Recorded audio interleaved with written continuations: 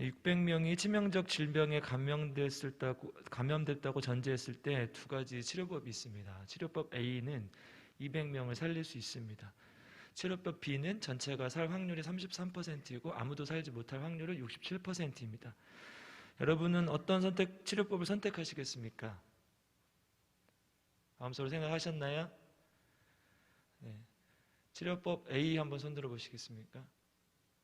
이럴 수가. 치료법 B 한번 손들어 보시겠습니까? 그럼 죽이겠다는 건가요? 네. 네. 이런 경우에 이제 사실은 같은 것이죠. 확률이 같아요. 600명 중 200명이 살 수 있다고 했었으니까 A와 B가 같은데요. 보통은 이런 경우에 사람들에게 이제 물었을 때 치료법 A, 그러니까 200명을 살릴 수 있다라는 긍정적인 선택을 하는 경우가 72%라고 합니다. 긍정적인 생각을 심어줄 경우에 사람들은 불확실한 이득보다는 확실한 이득을 선호한다고 합니다. 그러니까 우리가 주스를 팔 때 99% 과즙이라고 이렇게 얘기를 하지 1% 설탕 함유 뭐 이렇게 하지 않잖아요. 굳이 1% 설탕이 들어갔다 할 필요 없는 거죠. 이처럼 문제를 제시하는 방법에 따라서 사람들의 선택이나 판단이 달라지는 현상 또는 특정 사안을 어떤 시각으로 바라보느냐에 따라 해석이 달라지는 것을 심리학에서는 프레이밍 효과라고 합니다. 그러니까 우리 요즘 대선 여론조사 많이 하는데요. 조사 기관과 질문에 따라서 완전히 다른 결과를 얻는 것을 우리가 볼 수 있죠. 그래서 조사 기관의 신빙성이 중요한 것입니다. 조사 기관이 어떤 프레임을 짜고 조사를 하면 유권자들은 그렇게밖에 대답을 할 수 없는 것이죠. 우리가 이런 생각의 원리를 안다면 우리의 생각의 구조를 어떻게 짜낼까 우리가 고민해 볼 수 있다는 거죠. 혹은 어떻게 생각을 하느냐에 따라 우리의 삶과 신앙이 달라질 수 있다는 것입니다. 그러니까 우리가 생각을 어떻게 하느냐에 따라 우리의 삶이 달라진다. 이것이 사실은 다른 말로 하면 믿음 아니겠습니까? 의심하는 사람의 눈에는 항상 의심의 것이 생기는 것이고요. 부정적인 시각으로 바라보는 사람에게는 항상 부정적인 것이 보이는 것이죠. 그런데 하나님 중심에서 생각하는 사람은 그것이 무엇이건 간에 하나님 안에서 흘러갈 수 있도록 생각할 수 있다는 것이죠. 그러니까 오늘 본문은 지금 기독교인들이 어떻게 생각해야 할지에 대해서 명확하게 보여줍니다. 2절 한번 함께 읽어보겠습니다. 2절 위의 것을 생각하고 땅의 것을 생각하지 말라. 아멘. 그러니까 본문이 주는 우리에게 첫 번째 말씀은 위의 것을 생각하라는 것입니다. 이 생각하다라는 헬라 단어가 프로네이테라는 단어로 쓰여 있는데요.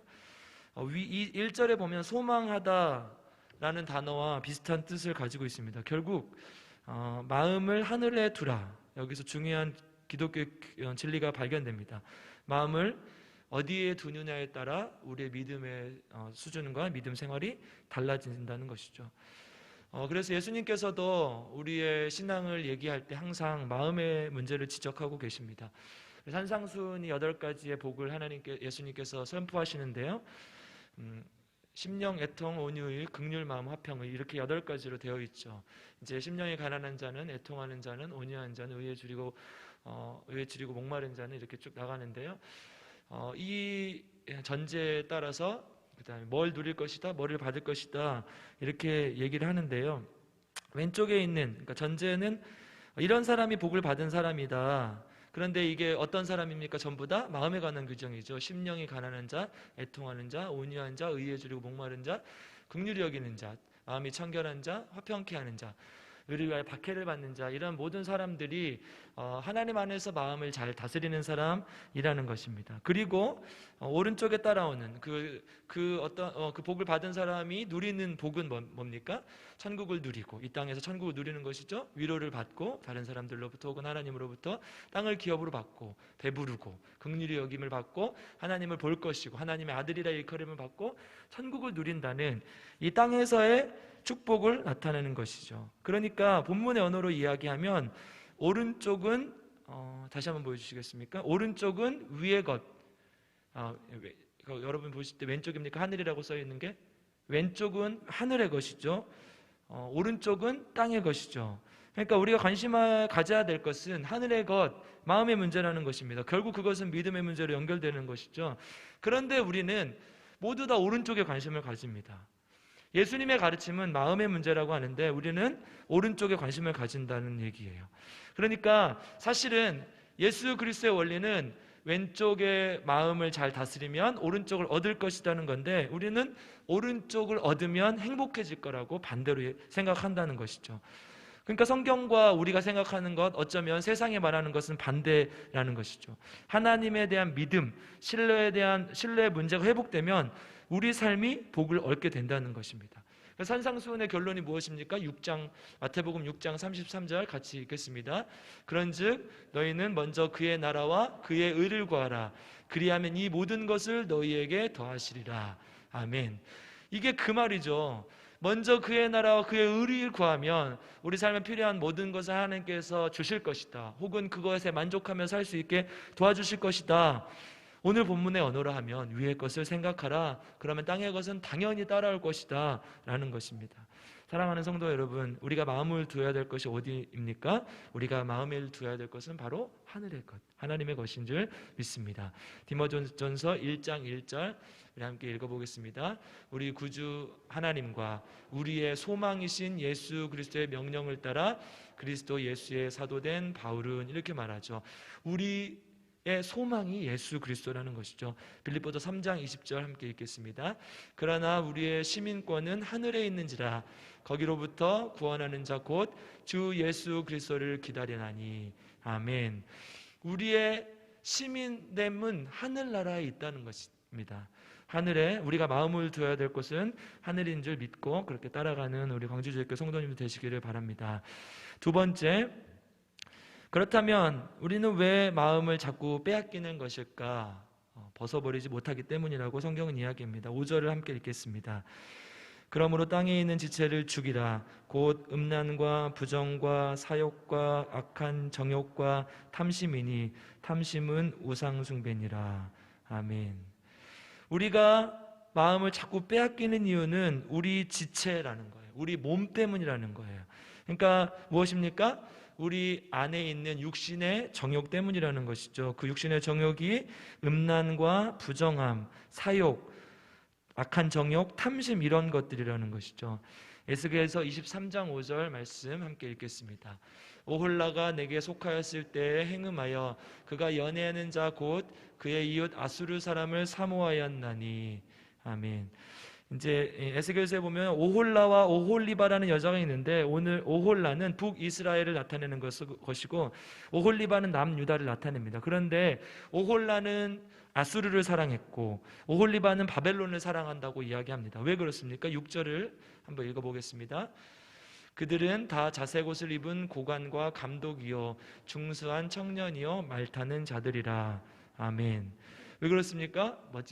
세상적으로 참 멋진 사람들이라는 거죠. 사진을 한번 볼까요? 오늘의 언어로 말하면 이런 거 아니겠습니까? 저 30대 초반 제 사진인데요. 근데 이런 거죠. 한 번 더 넘겨주시면 이런 거라는 거예요. 오홀라와 오홀리바가 마음을 빼앗긴 건 바로 이런 것들이라는 거죠. 아수르와 바벨론은 북이스라엘을 멸망시키고 남유다를 멸망시켰던 당시 세계 최강대국이었습니다. 그러니까 군사력이 막강하고 재력이 있습니다. 그리고 멋있어요. 모든 것을 다 가졌습니다. 그런 사람들이겠죠. 그러니까 그것을 의지하려는 것입니다. 세상의 것만 바라보니까 문제가 생긴다는 것입니다. 출애굽기 13장 21절을 한번 읽어보겠습니다. 여호와께서 그들 앞에서 가시며 낮에는 구름 기둥으로 그들을 인도하시고. 아멘. 이스라엘 백성들이 출애굽해서 계속해서 어딜 바라보고 가고 있습니까? 구름 기둥과 불기둥을 바라보고 가고 있습니다. 그럴 때는 아무 문제가 없었어요. 앞에 있는 구름 기둥과 불기둥 하나님께서 이끌어 주시는 그대로 따라가니까 아무 문제 없이 잘 가고 있더란 말입니다. 그런데 14장 10절로 가겠습니다. 바로가 가까이 올 때에 이스라엘 자손이 눈을 들어 본즉 애굽 사람들이 자기들 뒤에 이른지라. 아멘. 다시 계속 읽겠습니다. 이스라엘 자손이 심히 두려워하여 여호와께 부르짖고. 자, 여기까지 썼는데요. 어떻게 됐습니까? 이스라엘 백성도 출애굽해서 구름 기둥과 불 기둥을 따라서 갈 때는 아무 문제 없이 잘 가고 있었습니다. 그런데 애국 군대가 쫓아오기 시작했죠. 그럴 때 구름 기둥과 불 기둥을 바라보면서 계속해서 나아가야 되는데 뒤를 보는 거예요. 그러니까 뭐가 있습니까? 애굽의 군대가 쫓아오는 모습이 보이는 것이죠. 그러니까 뭐 어떻게 합니까? 두려워지고 여호와께 부르짖고, 그 다음 구절에 보면 원망하고 불평했다는 얘기들이 나옵니다. 그러니까 이게 문제라는 거죠. 내가 세상을 원하고 세상을 바라보면 두렵고 불안합니다. 나만 뭔가 못하는 것 같고, 나만 뒤처지는 것 같고, 나만 가지지 못하는 것 같고, 다른 사람들 다 잘 먹고 잘 사는데 왜 나만 못 살지? 그러니까 그런 생각이 든다는 것이죠. 거기만 딱 보고 있으니까 항상 뭔가를 부정적으로 바라보게 되는 것이죠. 여러분, 손바닥으로 하늘을 가리면 어떻게 됩니까? 항상 어둡죠. 손바닥으로 하늘을 가리면 하나님의 섭리하심을 바라보지 못하는 것입니다. 계속해서 어둡게만 보이고 계속해서 안 좋은 모습만 보이는 것이죠. 그런데 이 가렸던 손바닥을 치우면 드높은 하늘이 보이는 것이죠. 완전히 다른 것입니다. 우리가 하나님을 바라보지 못하고 세상을 바라볼 때 그렇게 된다는 것이죠. 결국은 우리가 어디를 바라보냐는 문제입니다. 8절 9절 이걸 어떻게 표현하고 있는지 함께 읽어보겠습니다. 이제는 너희가 이 모든 것을 벗어버리라. 곧 분함과 노여움과 악의와 비방과 너희 입의 부끄러운 말이라. 너희가 서로 거짓말을 하지 말라. 옛사람과 그 행위를 벗어버리고. 아멘.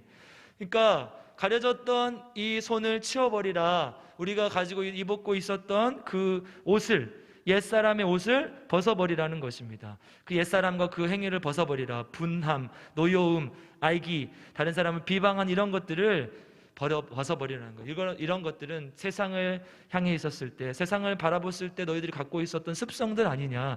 이제는 하나님을 향했으니 그 더러운 옷은 벗어버리라는 것입니다. 옷은 뭘 상징합니까? 신분을 상징하기도 합니다. 왕이 입으면 왕복이고 신하가 입으면 신하의 옷입니다. 정체성을 상징하기도 하죠. 어떤 사람은 군인의 옷을, 간호사의 옷을, 경찰, 소방관의 옷을 유니폼이라고 부릅니다. 때론 제수복을 입고 있으면 부끄러움, 또 좋은 옷을 입고 있으면 어떤 자랑이 되기도 합니다. 원하지 않았는데 입으면 또 부담이 되기도 하죠. 여러분, 우리의 정체성은 무엇입니까? 우리는 그리스도인입니다. 그러면 죄인의 옷은 이제 벗어버려야 되는 것이죠. 그리스도인이 되었는데 아직도 죄인의 옷을 입고 있으면 안 된다는 것입니다. 이 시간 우리가 잘 생각해 봤으면 좋겠습니다. 나에게 버려야 될 옷이 무엇일까? 모두 있지 않습니까? 저도 있겠죠. 아직 인격적으로 다듬어지지 않은 부분도 있을 것이고, 뜻하지 않게 다른 사람들에게 상처를 줬을 때도 있을 것이고, 말로, 때로는 생각으로, 행위로 죄를 지을 때도 있을 것입니다. 우리가 5절에 읽었듯이 음란함, 부정한 생각, 사욕, 악한 정욕, 탐심, 이 모든 것들을 다 벗어버리라는 것입니다. 이 모든 것이 우상숭배다. 벗어버리라는 것입니다. 세상의 것에서 눈을 거두고 마음을 두지 말고 오늘 이 시간 모두 벗어버리는 광주제일교 성도님들 되기를 간절히 기도합니다. 마지막으로 이제 벗었으면 어떻게 해야 될까요? 입어야죠. 옷을 벗고 다니는 거 좋아하는 사람은 딱 한 종류밖에 없잖아요, 세상에. 바바리맨. 그렇죠? 근데 뭘 입어야 될까? 10절에서 오늘 얘기하고 있죠. 함께 읽겠습니다. 새 사람을 입었으니 이는 자기를 창조하신 이의 형상을 따라 지시게까지 새롭게 하심을 입은 자니라. 아멘. 이 새 사람이란 말은 이제 헬라 원어로 제가 찾아보니까 호네오스, 그러니까 뭐냐면 질적으로 완전히 달라진 사람을 얘기합니다. 그러니까 나무를 깎아서 책상을 만들면 나무의 성질이 그대로 있죠. 이건 나무입니다. 그런데 나무를 완전히 화학적으로 변화를 시켜서 종이를 만들면 완전히 다른 물질이 되는 것이죠. 바로 이런 것입니다. 죄인이 해방되어 완전히 다른 새 사람이 되는 것. 그런데 이것이 어렵죠. 질적으로 변화되는 게 어렵습니다. 어떻게 하면 됩니까? 10절에서 이미 우리는 읽었습니다. 우리 10절에 다시 한번 읽어보겠습니다. 새 사람을 입었으니 이는 자기를 창조하신 이의 형상을 따라 지시게까지 새롭게 하심을 입은 자니라. 아멘. 하나님의 형상으로 다시 돌아가면 된다는 것이죠. 우리가 무엇입니까? 원래 하나님의 형상대로 지은 아름다운 몸 아니었습니까? 그런데 왜 이렇게 세상이 파괴되고 우리의 몸이 파괴되었습니까? 바로 죄 때문이죠. 그러니까 막 열심히 뭔가 해서 변화되는 게 아니라 원래대로 돌아가면 된다는 것이죠. 너무 쉬운 것 아닙니까? 요약하건대 죄 때문에 하나님의 이 형상을 잃어버렸던 우리가 죄의 옷을 벗어버리고 하나님의 형상으로 돌아가는 것, 앞부분과 연결해 보면 세상의 것, 땅의 것을 생각하지 않고 위의 것을 생각하는 것, 이것이 새 사람을 입는 것이라는 것입니다. 골로새 교회는 바울이 개창교육한 교회가 아닙니다. 요세푸스의 기록에 의하면 알렉산더 사후에 헬라의 안티오쿠스 3세가 바벨론에 거주하던 수천 명의 유대인을 골로새 지역, 지금의 터키 서남부 지역에 정착하게 했습니다. 이 지역은 유대인, 로마의 시민권자, 또 인종이 달랐던 많은 사람들이 섞여 살았던 곳이고, 예수 믿고 전에는 종이었고 준이었던 사람들이 함께 교회에 나오고 함께 어울러졌고, 평등한 대우를 받지 못했던 여자들도 있었던, 정말 많은 사람들이 섞여 살고 있었던 곳입니다.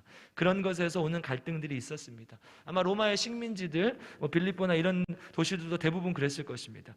바울의 서신들을 보면 항상 이런 문제들이 있었어요.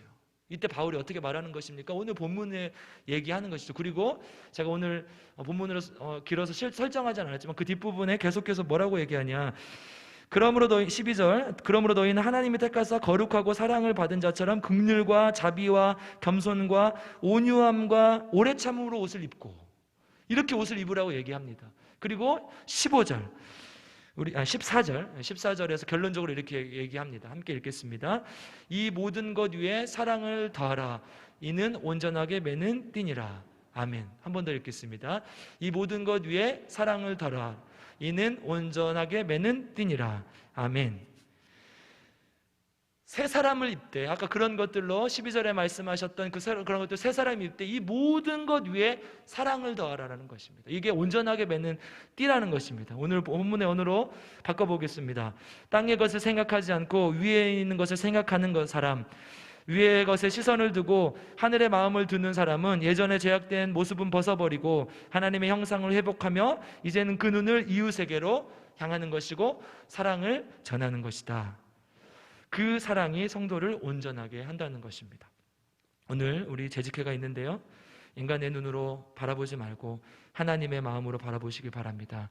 위의 것을 생각하는 우리 광주제일교회가 되길 바랍니다. 그리고 모든 의혹이 다 해소되길 바라고, 모두가 하고 싶은 말을 하고 또 서로 받아주고 이해하고, 그리고 결국에는 사랑으로 온전하게 맺는 띠인 사랑으로 하나 되는 우리 광주제일교회가 되길 간절히 기도합니다. 함께 기도하겠습니다. 하나님 감사합니다. 하나님께서 우리를 사랑하시고 인도하셔서 이렇게 나와 함께 예배드리고 또 하나님 앞에 나오게 하심을 감사드립니다. 부족하고 연약하지만 하나님의 뜻을 받은 교회로서 우리가 하나님 앞에 나아갑니다. 하나님, 오늘 이 시간 우리 말씀대로 하나님께서 우리를 사랑하심을 기억하고 또 하나님의 그 사랑을 온전히 의지하며 사랑으로 하나 될 수 있는 귀한 시간이 될 수 있도록 주님께서 인도하시고 함께하여 주시옵소서. 이제는 우리 구주 예수 그리스도의 값없는 은혜와 아버지 하나님의 놀라우신 사랑과 성령 하나님의 함께하심 도와주심의 역사가 오늘 예배를 드리며 주님 앞에 위의 것을 생각하고 벗어버리고 새 사람을 입어 모든 것을 사랑으로 덮어주고 사랑하기로 작정하는 우리 광주제일교회 성도님들 머리머리 위에 지금부터 영원토록 함께 계시기를 간절히 축원하옵나이다. 아멘.